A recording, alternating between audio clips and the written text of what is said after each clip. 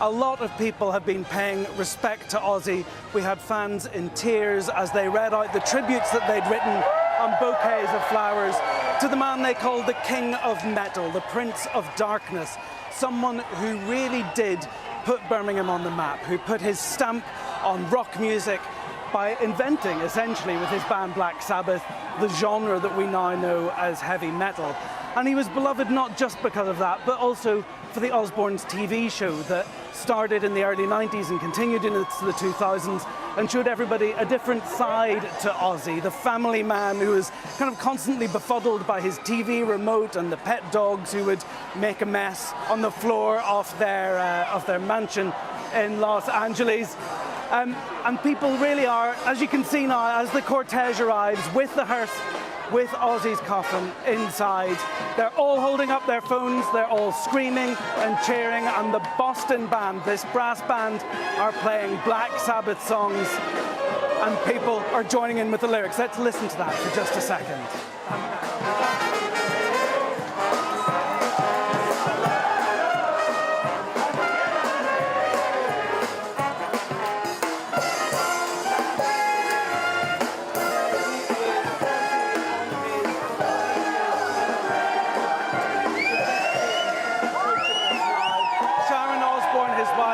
Said that today would be a time for her to meet the fans, to read the tributes that they had left. And as you can hear, they are in full voice, chanting Ozzy's name as they say one last goodbye.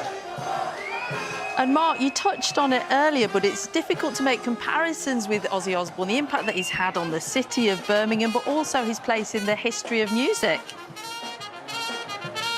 Yes, I mean, you know, it's hard to imagine a time when there wasn't rock music as heavy as Black Sabbath. And they actually started out as a blues band inspired by Fleetwood Mac. But then one night in their rehearsal studio overlooking a cinema, they saw people queuing up for an all-night marathon of horror films and thought, well, if people will pay to see that, would they pay to listen to horror music as well? And that's how the Black Sabbath sound was born. And I don't know if you can see now, but Sharon Osbourne, Kelly Osbourne, I think I can see Amy Osbourne, Ozzy's eldest daughter from his second marriage, have all just emerged from the hearse. There's Jack Osbourne, his son as well, and they are looking at the tributes, placing some flowers of their own, and the crowd is again chanting Ozzy's name. This is a very reflective and emotional moment for the family. And Mark, it's a family whose fans span many generations. Some of our younger viewers will know the younger Osbournes for that insight from the programme that we saw at home with the Osbournes. And then this has opened up a whole world to them of Black Sabbath material and as you said, death metal.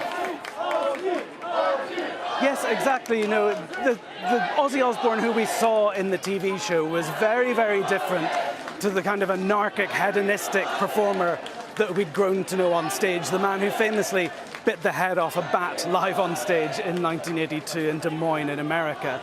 On the TV show, he was this kind of bewildered patriarch, a very loving family man. And of course, he'd written songs for his children, his eldest daughter from his second marriage, Amy. There's a song with her name, Jack, his son from that marriage as well. He wrote a song called My Little Hero. And they're all there now, as well as I think the children from his first marriage as well, acknowledging the fans, turning around to see this incredible, incredible turnout of people who loved the man and loved his music as they say their final goodbye in Birmingham ahead of a private funeral tomorrow.